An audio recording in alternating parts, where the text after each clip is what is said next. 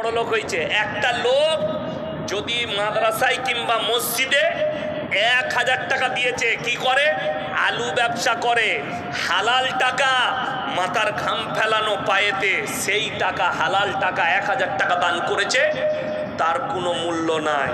কিন্তু একজন সুদখোর হারামখোর লোকের মেরে নিয়ে বড় লোক হয়েছে, সে যদি 50,000 টাকা দেয় তাকে চেয়ারটা ছেড়ে দিবে। ও বাবারে, দারুণ দানি। ঠিক বললাম না? আল্লাহ এদিকে হিফাজত করুন।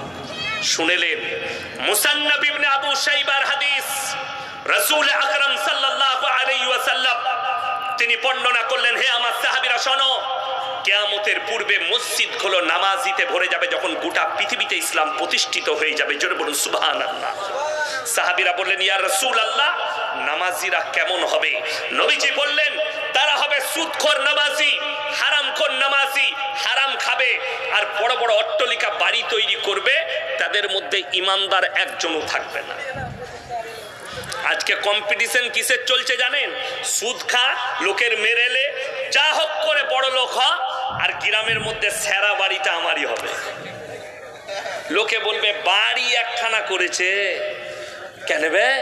বলে 500 টাকা স্কয়ার ফুটের মার্বেল লাগানো আছে। আরে শুনে রেখে দেন, জেনে শুনে যদি কোনো মাদ্রাসা কমিটি সুদ খোলার সুদের টাকা নেয় আর যদি মাদ্রাসায় লাগায়, জানবেন সেই মাদ্রাসায় বরকত থাকবে না। কোন মসজিদ কমিটি জেনে শুনে যদি সুদের টাকা, হারামের টাকা মসজিদে লাগায়, কিন্তু আমাদের দেশের অবস্থা কি জানেন? আলেমদিকে আপনারা এত ছোট করেছেন, এত ছোট করেছেন, মসজিদ কমিটি হারাম করে একজনা নামাজ পড়ে না, সেক্রেটারিও নামাজ পড়ে না, ও তো হারাম হালালের বিচার জানবে কি করে? বড় কষ্ট লাগে। হারাম হালালের বিচার কি? এই হারাম হালালের বিচার না করার কারণে আপনাকে আমি আমার গোপন কথা বলে যাচ্ছি, আমি যতগুলো জলসা করি 100টা জলসার মধ্যে 80টা জলসায় খানা খাই না। তার অনেকগুলো কারণ আছে, আমি কারণগুলো বলতে পারবো না। আমার আল্লাহ জানে আর আমি জানি, আমার আল্লাহ জানে আর আমি জানি। আজকে বহু গ্রামে জলসা হচ্ছে এই ইমাম দিকে আর আলেম দিকে পরামর্শ না নেওয়ার কারণে, আলেমকে ইমাম না মানার কারণে এরা জুলুম করে চাঁদা দিয়ে জলসা করছে। একটা গরিবকেও জুলুম করছে অনেক গ্রামে। জলসা করবে, এই তোকে 1000 টাকা চাঁদা লাগবে, বেচারা খেটে খায়, পয়সা নাই, জোর জবরদস্তি মাস্তান জলসা করবে। দিনের কাজ কে বললো তোমাকে যে জুলুম করে চাঁদা নিয়ে জলসা করতে হবে? জায়েজ নাই শরীয়তে, জলসা করার প্রয়োজন নাই। জলসাটা ফরজ নয়, ওয়াজিব নয়, সুন্নত নয়, নফল নয়।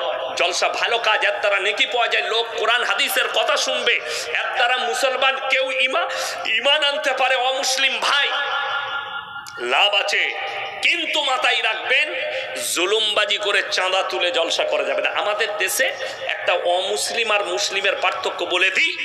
আমাদের দেশে মাজারের ওরস করবে, গাড়ি আটকিয়ে চাঁদা তুলে করছে, ওরস করছে। তাইলে একটা অমুসলিম ভাই সে পুজোয় চাঁদা তুললে তোমার গায়ে লাগে কেন? কথাটা বুঝতে পারেননি? তুমি বলছো পুজোয় এরা চাঁদা তুলে গাড়ি আটকিয়ে পুজো দিচ্ছে, তুমি তোমারটা আগে বলো না, তোমার মুসলিমদের কথা বলো যারা এত বড় খারাপ কাজ করছে, একটা ওরস করছে লোকের কাছে চাঁদা তুলে গাড়ি আটকিয়ে। আমার বন্ধুগণ, আমার ভাই, হারামটাকে হারাম বলতেছি ভুল। আমাদের মতো আলেমরা আল্লাহর কাছে পাকড়াও হব, আল্লাহ কিয়ামতের দিনে পাকড়াও করবেন।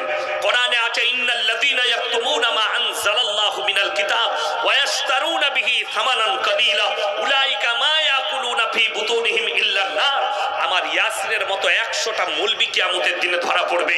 আর যাদের মনে হচ্ছে এই মৌলবিদিকে, এই মৌলবিরা যখন জলসা করছে, এরা যখন এত দামি কথা বলছে, এরা যখন নামাজ পড়ে, এদের কাছে আল্লাহ জিজ্ঞাসাবাদ করবে না, এদিকে জান্নাতে দিবে।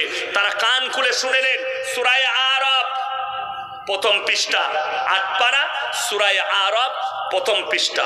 ফালানাসআলান্নাল্লাযীনা উরসিলা ইলাইহিম ওয়া লানাসআলান্নাল মুরসালিন।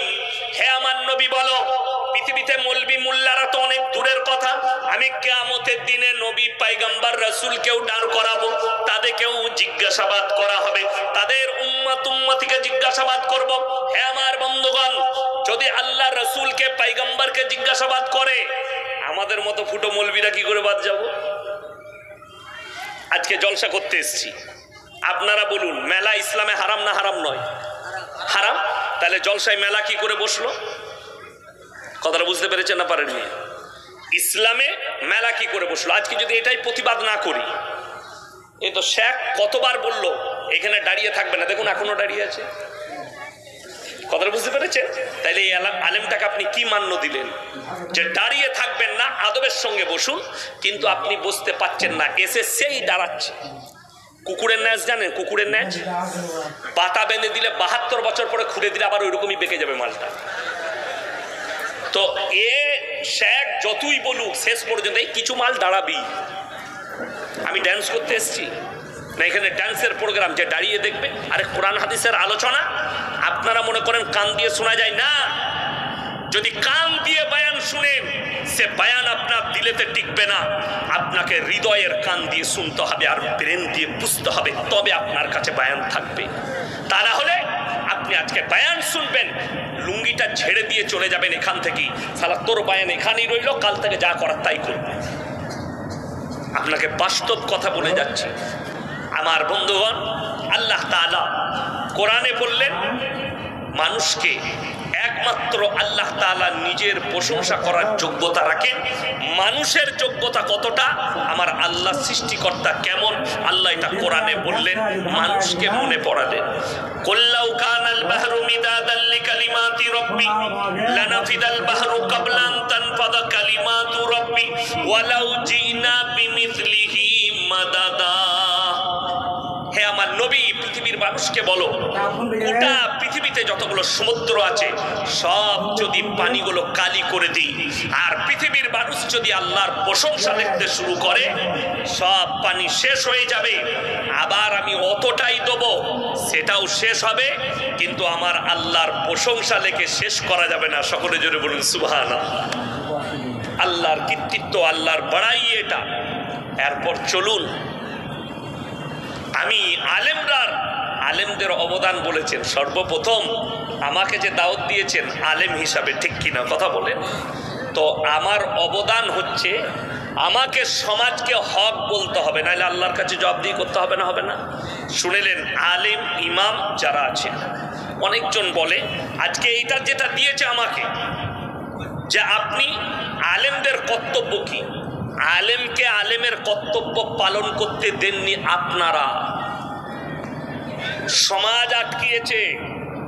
আজকে আমাকে দাওয়াত দিয়েছেন, আমি চ্যালেঞ্জ ছুড়ে বললাম, আমি মসজিদে বসে কয়েকটা দাওয়াত গ্রহণ করলাম ফোনে, একটা কলকাতায়, একটা মুর্শিদাবাদের ডোমকলে। আমি বললাম 1 সপ্তাহের মধ্যে কমিটির লোকের লেখা কাগজ আমার কাছে পাঠাতে হবে যে মেলা বসবে না, মেলা যদি বসে যায় আপনি জলসা থেকেই ঘুরে চলে যাবেন, টাকা আর ফেরত দেব না।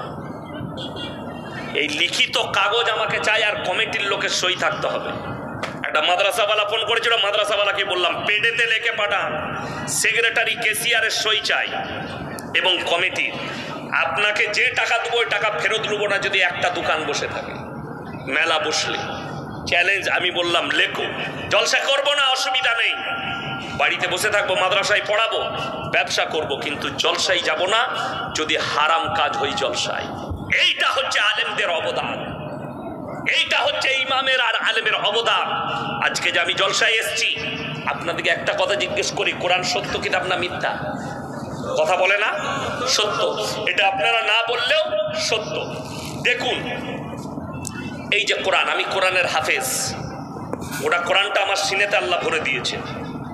আমার বন্ধুগণ, আমার ভাই, কোরআনটা সামনে নামালেন শেখ, কেন?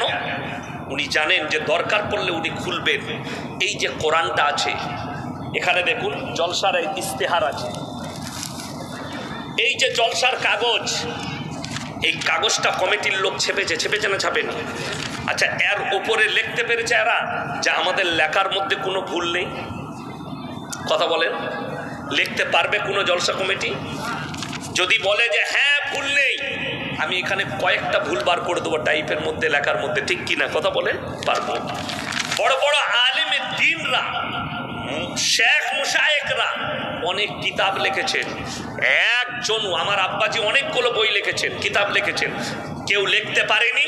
আমার লেখার মধ্যে ভুল নেই, কিন্তু আল্লাহর কসম, আল্লাহ কোরআনে সূরা বাকারার প্রথমেই লিখেছেন জালিকাল কিতাবু লা রাইবা ফি আমার এই কোরআনে বিন্দুমাত্র সন্দেহের কোনো অবকাশ নাই। জোরে বলুন সুবহানাল্লাহ।